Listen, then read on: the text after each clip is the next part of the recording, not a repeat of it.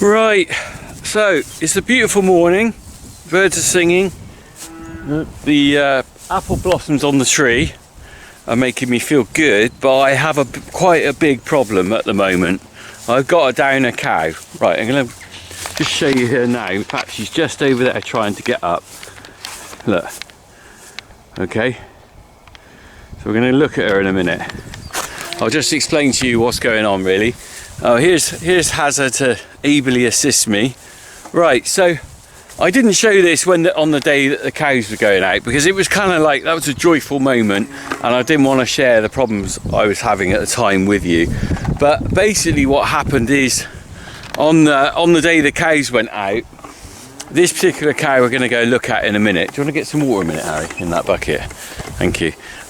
This particular cow, typical law of sod, isn't it? The last day they were due to, or the day they were due to go out, she did the splits on the concrete. Now I think possibly she was bullying, and another cow tried to ride her. She went down in the cubicles because it's quite slippery at this time of year. The concrete gets really skiddy, and she's damaged her legs. She's not able to get herself up. She's nearly up, okay? So in a minute we're going to have to lift her, and I'm going to show you in a minute a lifter thing. I'll show you that at the end actually. We'll talk about that at the end, but we're just going to have a look at her. In herself, she's quite bright. And when she's up, she can eat, but she hasn't got quite the strength in her legs. She's knuckled down. We had the vet look at her. We've given her some meds. And you can see, in fact, she's chewing the cud there, well, she was until I turned up. She's got a bit of nerve damage on the back legs here, and these were knuckling under a little bit. Harry's just going to bring her a bucket of water, and then what I'm going to do is I'm going to bring that tractor round. We're going to put a hoist on her, and we're going to lift her up. Just look, hang on, Harry. Look. She just. And you can see she's just knuckling. It's not doing her any good really. It's knuckling her legs under. All right, you give her that a minute. She'll probably be glad for some water. I might give her a bucket of cake in a minute as well. Right. So she's drinking and eating, and she is able to stand. So this is a lesson for you, Harry. You've seen this before, though, haven't you? Mm-hmm. Now I don't normally film this because normally we're dealing with sort of very difficult ones, but this one's not too bad, so I'm pretty confident we'll get her up and it'll be all right. Right, Harry, if you want to take over camera duties, I'm just going to get the tractor and the hoist thing. You can give it a commentary if you like. There isn't much to say. Tell them about your day and what you've been up to.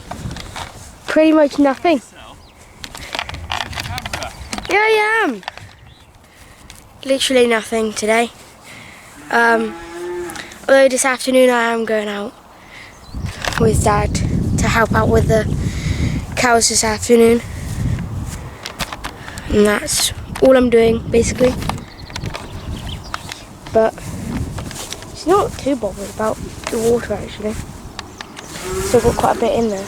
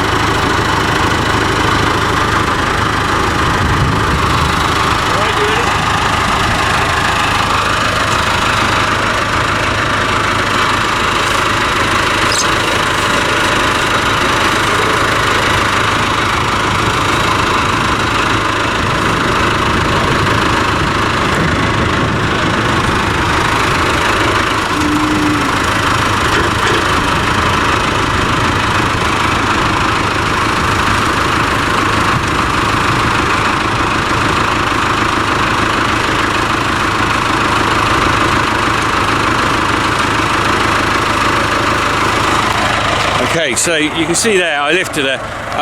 If I was with my brother, I would have had someone on the hoist, on the halter, just to steady her. But we've lifted her several times, and I knew that she would get up okay, and she probably wouldn't walk away straight away. She's probably getting feeling back in her legs now. Right. So you can just see there. We'll just turn that off. So, The legs don't look too stable. yeah, this is the problem. So what we've got is we've got some nerve damage in the back, and if we look down, can you see on the heels there? Yeah. They're not lined up properly either. The joints, that shouldn't be bent like that. It should be straight. That one's, she can walk. She can walk around, look, but she's a bit, look, you see that? That's not locking in properly, that foot there. Now, I'm hoping that'll come right. Actually, Harry, do you want to go and get another bucket of water for her? Just walk around her slowly, that's it. Look at her, she's got her appetite, that's a really good sign. I'm going to go and get some cake for her in a minute. I think the problem with this one is she's actually able to walk around all right. It's just these legs at the back aren't right. I've dealt with many a downer cow. I don't think I've ever filmed lifting one actually, because normally it's in the shed, it's quite stressful. But this one, I've been lifting her now since Wednesday. We got her down here on Wednesday. It's now Saturday morning. I've been lifting her there. When you lift her, she's good. When it's really stressful is when you lift them. That's when I would be definitely having a halter on her. When I'm lifting them, and their legs are so knackered where they've really done the splits, really damaged themselves, and they're wobbling over like that, and it's all hands on deck. You've got to kind of almost hold the cow up while you try and undo the hoist. The thing with this is that if you think about when people have hip replacements and things like that, they make them get out of bed really early on in the surgery and make them do a bit of walking even if they don't want to. Well, it's exactly the same with this and a cow with the splits. You need to try and get them up and get some blood flowing. Oh, she's not going. Where's she going now? Look, she's. Oh, gosh, she caught the door then. God, blimey, nearly. I thought I was going to lose the door. Didn't think she'd wander off so quick. Look. God, that was lucky, wasn't it? Well, I did give her 2 buckets of water earlier, so we could just bring. Snap. I thought I heard a snap as well, Harry. I don't think anything did snap. There was no damage on there, was there? Surely.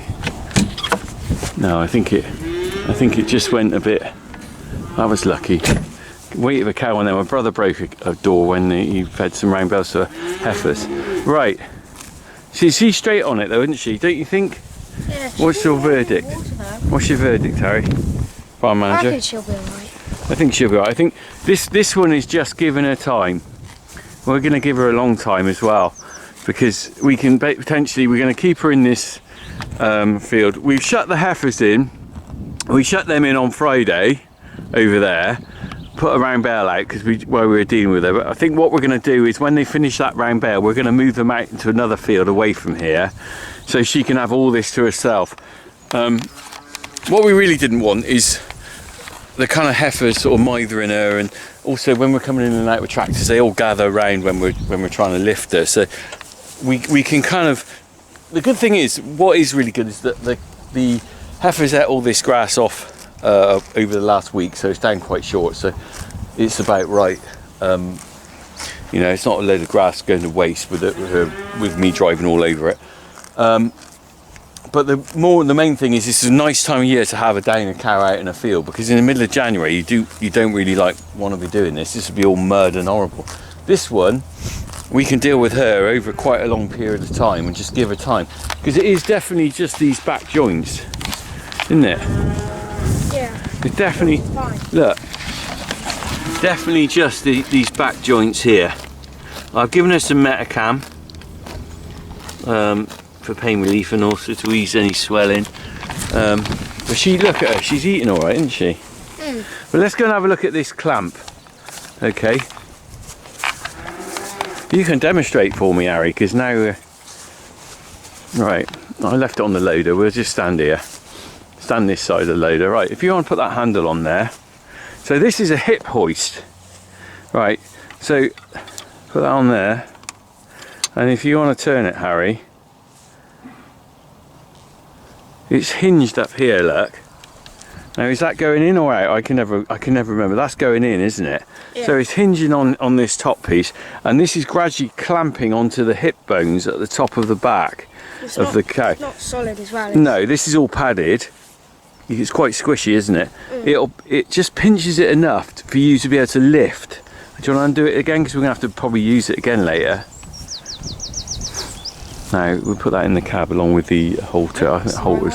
You're going the wrong way, aren't you? That's really tight, Harry. Look at that. God, we could lift you up with that.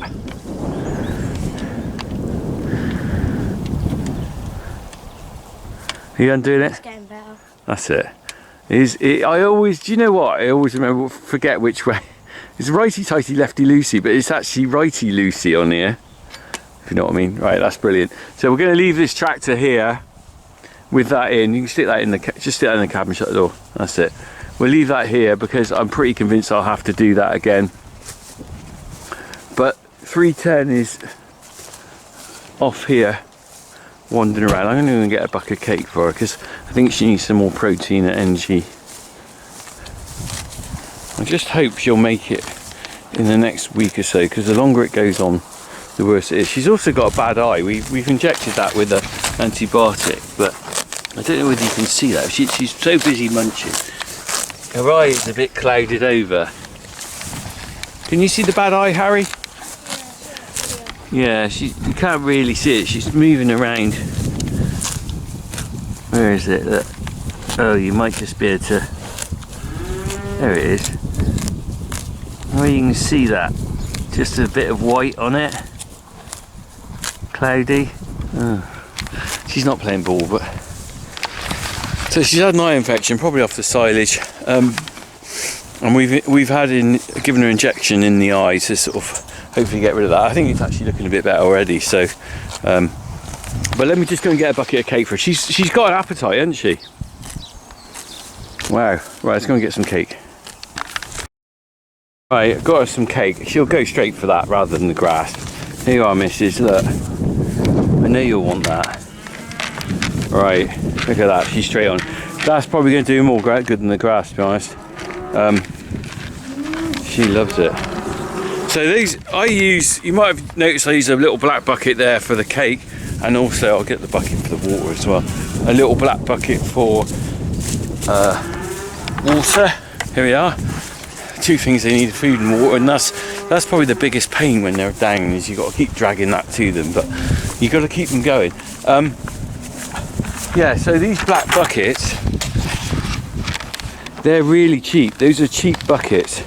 So those are the 99p Screwfix buckets, and I find with when you got cattle out in a field or down a cow, you need to use the cheapest buckets, because more than likely they're going to fall on them. When you saw how she staggered up earlier, she was trying to get up. If you've left a feed bucket or a water bucket next to her, they tend to stagger on them and squash them flat. So it's better to use a cheap bucket, and then if it's broken, it doesn't matter, because the other buckets I use in the milking parlour for milk for the cattle are from Mole Valley are about 7 or 8 quid, I think. Might even be more than that now. They're good, they're better quality plastic, but the problem is if they squash them, you've lost 7 quid instead of losing 99p. So that's a little tip there if you've got down the cows. I'm sure people who've got down the cows already know that. Use the cheap stuff, maybe even the bottom of a container or something that doesn't matter if it's squashed. Right, I'm going to leave her there, but while we're in this orchard, I'll give you an update of the garden wall that I looked at way before Christmas, and I'm going to walk over it tonight. This is beautiful out here. Look at that apple blossom up there.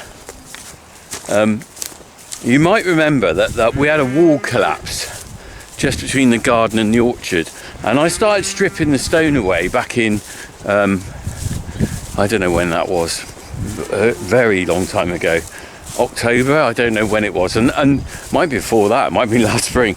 I was planning to rebuild it myself, and the reality is that ain't gonna happen. I just haven't got the time. I think I've got the ability to do it, and I've got the inclination to do it because I'd love to do it, but the reality is how long it would take me. It would just, I just don't get clear time to do it. What you need is you know, you need to do an 8-hour shift on this and do it right. Whereas I find what I'll be doing half an hour here, half an hour there. It's not hardly worth the effort of mixing cement. So I've got a builder coming in Monday to start on this. I've already cleared the stone from there that fell down, because this wall just, let's have a look, it's not very straight, even those end bits. Some of those end bits are coming off. This chunk here is going to have to go. Look, it's got, I don't know whether you can see that, it's not particularly straight. It's how far we go back, maybe to about there, I don't know. You could go on forever, couldn't you? Maybe to about there. That's got to go. That's all going to come down. I've already separated out, this is the packing stone in the middle. I separated that onto one pile, and then this pile is the faced building stone, and you can see it's got a face on it. Look, it's flat, nice flat piece. These are good building stones. Like if you're a builder and you look at that stone, you'll know. Look at that, that's a beauty. Flat on the front. This is the bit you lay down, and this is a nice one. Look, it's got some fossils in it. Look at the fossils in that. Can you see those? Very amazing, isn't it? But again, flat, lovely, almost like a brick square there. Some lovely quality building stone. Anyone would be glad to have that to build a wall from. And you can see how well this wall was built. In fact, I do believe this wall is probably the same age as the farmhouse, about 400 years old. It's a walled garden going all the way round. Had some patching work with my dad. Dad's put some cement in there, probably the wrong stuff. Need to use some lime mix on this. But we're putting this back now. I got to the point where we can't leave it any longer as a collapsed wall. And if you start having bits like that go around the place, you know, one bit's knackered here, another bit's knackered there, before you know it, the whole place starts to sort of rot and deteriorate. So I'm getting this back to a proper wall. It's going to cost quite a lot of money. I will try and speak to Nigel and do a bit of video with him, but I can't confirm or be sure whether he'll want to be on camera. If he does, I'll film a bit of him doing it, but if he doesn't, that's fair enough, isn't it? But we'll have a look at least when it's sort of work in progress or work done. But so that's an update on the wall. The downer cow, we'll look at her. I'll keep you posted on that, because she's over. Look at her now. Look, she's munching away on that cake. Look at her. I think she's just knocked the bucket over. She's probably nearly finished that. I bet she's gobbled it. Look, as a cow now, she looks fine, doesn't she? She's eating away there. And you knock the bucket over your wombat, and you've knocked your water over. Oh, flip it out. Oh, typical, isn't it? Right, I should probably go and I'll turn this off in a minute. I'll go and sort out her water. What she did do, she had twins a month ago, and you can see she's very skinny. I think they probably took it out of her. She's not a big cow. Took it out of her a bit. So, well, you know, we'll just have to mollycoddle her, won't we? Right, anyway, crack on. Cow and wall. Cow down, wall down. Oh dear.